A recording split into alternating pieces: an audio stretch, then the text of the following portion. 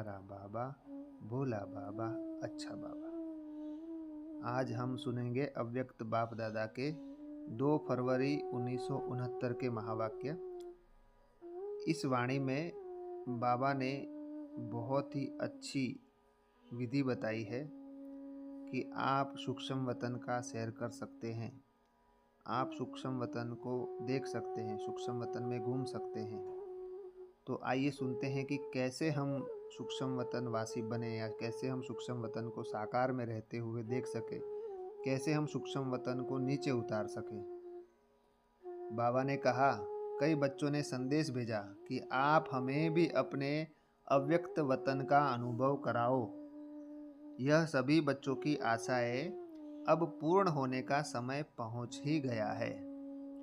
आप कहेंगे कि सभी संदेशी बन जाएंगे, पर बाबा कहते हैं लेकिन नहीं, अव्यक्त वतन का अनुभव भी बच्चे करेंगे, लेकिन दिव्य बुद्धि के आधार पर।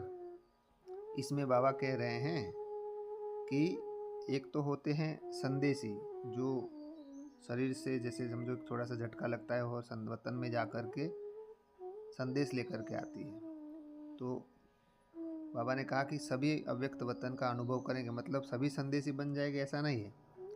एक होता है संदेशी की तरह वतन में जाना, एक दिव्य बुद्धि के विमान के द्वारा वतन में जाना, दोनों में अंतर है। बाबा ने एक वाणी में कहा है, संदेशी जो वतन में जाती है उसमें अनुभव होता है परंतु कमाई जमा नहीं होती है, पर दिव्य बुद्धि के द्वारा आप वतन में जाते हो तो उसमें अनुभव भी होता है और कमाई भी जमा होती है, दोनों होता है। तो दिव्य बुद्धि के द्वारा जाना में ज़्यादा फायदा है। तो बाबा ने कहा, लेकिन दिव्य बुद्धि के आधार पर जो अब अलौकिक अनुभव कर सकते हो, वह दिव्य दृष्टि द्वारा करने से भी बहुत लाभदायक है। संदेशी की तरह जाना और दिव्य बुद्धि में से जाना, दोनों में अंतर है। दोनों में दिव्य बुद्धि द्वारा जो अनुभव करते हैं वो ज़्यादा लाभदायक है, अलौकिक और अनोखा है। इसलिए जो भी बच्चे चाहते हैं कि अव्यक्त बाप से मुलाकात करें, वह कर सकते हैं। अब कैसे कर सकते हैं? इसका तरीका सिर्फ यही है कि अमृत वेले याद में बैठो और यही संकल्प रखो कि हम अब अव्यक्त बाप दादा से मुलाकात करें। जैसे साकार में मिलने का समय मालूम होता था तो नींद नहीं आती थी और समय से पहले ही बुद्धि द्वारा इसी अनुभव में रहते थे, वैसे अब भी अव्यक्त मिलन का अनुभव प्राप्त करना चाहते हो तो उसका बहुत सहज तरीका यह है, अव्यक्त स्थिति में स्थित होकर रूह रिहान करो।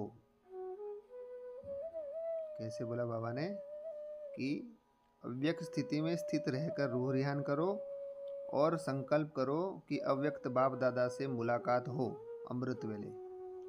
तो अनुभव करेंगे कि सचमुच बाप के साथ बातचीत कर रहे हैं, और इसी रूह रिहान में जैसे संदेशियों को कई दृश्य दिखाते हैं, वैसे ही बहुत गुह्य गोपनीय रहस्य बुद्धि योग से अनुभव करेंगे।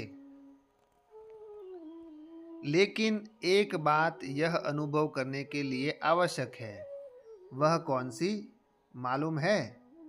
अमृत वेले भी अव्यक्त स्थिति में वही स्थित हो सकेंगे जो सारा दिन अव्यक्त स्थिति में और अंतर्मुख स्थिति में स्थित होंगे। ये मोस्ट अंडरलाइन करने की बात है कि अगर अमृत वेले आपको सूक्ष्म वतन का सैर करना है, सूक्ष्म वतन में बाबा से बात करनी है और गुह्य रहस्य को जानना है, तो अमृत वेले का जो अगला दिन होता है, माना आज अगर आपने पूरा दिन अव्यक्त स्थिति में रहे कि मैं लाइट स्वरूप आत्मा हूँ, मैं फरिश्ता हूँ, ये स्मृति रही पूरा दिन, और पूरा दिन अपने आप को ही देखा, अपने आप से ही बात की और अंतर्मुखी रहे पूरी तरह से, तो आपको दूसरे दिन अमृत वेले आप अव्यक्त हो करके बाबा से बात कर पाओगे और बाबा का रिस्पॉन्स भी मिलेगा और गुह्य रहस्य भी जानने को मिलेंगे, दृश्य भी दिख सकते हैं संदेशों की तरह। उसके लिए बाबा ने बोला पूरा दिन अव्यक्त स्थिति चाहिए, अंतर्मुखता चाहिए और सुबह अमृत वेले आपको संकल्प करना है कि अव्यक्त बाप दादा से मुलाकात हो। तो बाबा ने कहा वही अमृत वेले यह अनुभव कर सकेंगे। इसलिए अगर स्नेह है और मिलन की आस है तो यह तरीका बहुत सहज है, करने वाले कर सकते हैं और मुलाकात का अनोखा अनुभव प्राप्त कर सकते हैं। अभी सभी के दिल में यही संकल्प है कि अब जल्दी जल्दी ड्रामा की सीन चलकर खत्म हो, लेकिन जल्दी होगी, हो सकती है, होगी या हो सकती है। भावी जो बनी हुई है वह तो बनी ही रहेगी, लेकिन बनी हुई भावी में यह इतना नजर आता है कि अगर कल्प पहले माफिक संकल्प आता है तो संकल्प के साथ साथ अवश्य पहले भी तीव्र पुरुषार्थ तीव्र किया होगा। तो यह भी संकल्प आता है कि ड्रामा का सीन जल्दी पूरा कर सभी अव्यक्त वतनवासी बन जाए। बनना तो है, लेकिन आप बच्चों में इतनी शक्ति है जो अव्यक्त वतन को भी व्यक्त में खींचकर ला सकते हो। अव्यक्त वतन का नक्शा व्यक्त वतन में बना सकते हो। तो बाबा ने इसमें कहा कि आप बच्चे अव्यक्त वतन को भी खींचकर नीचे ला सकते हो।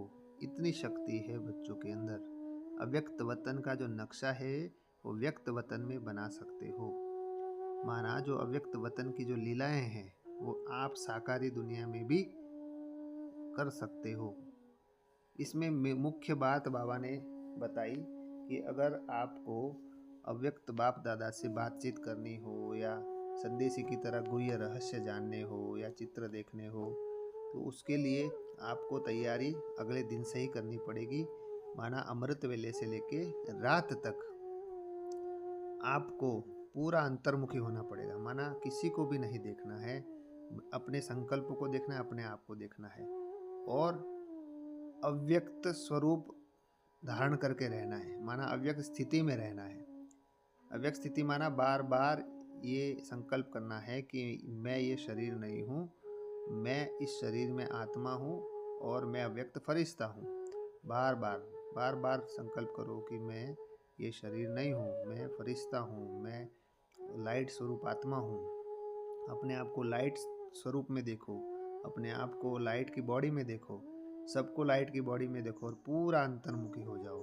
और अमृत वेले से रात तक बाबा का ज्ञान, बाबा का ज्ञान और स्मृति स्वरूप, ये 3 चीज़ें करने से बाबा ने बोला कि आप अव्यक्त वतनवासी बन जाओगे। साकार में रहते हुए अव्यक्त वतनवासी बन जाओगे और अव्यक्त वतन को जैसे कि नीचे खींच लोगे। बाबा ने इस मुरली में, इस वाणी में बहुत ही सुंदर और गुह्य बात बताई है।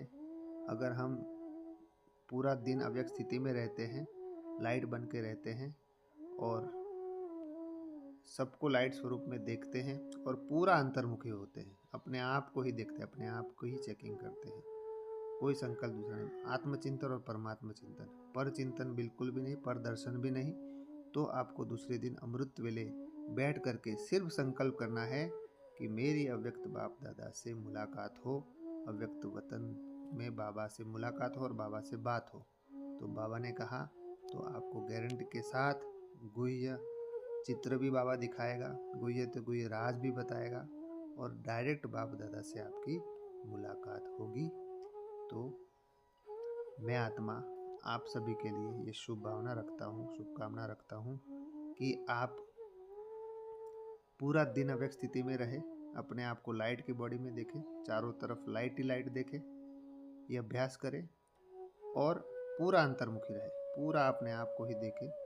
बाहर कुछ दिख रहा है तो देखते हुए भी ना देखें, माना अपने अंदर चिंतन ना चले। बस इस स्थिति में रहकर फिर दूसरे दिन अमृत वेला बाबा के सामने बैठे, संकल्प करें कि मेरी अव्यक्त बाप दादा से बातचीत हो। 100% ये मेरा खुद का अनुभव रहा है कई सालों का कि ये पॉसिबल है।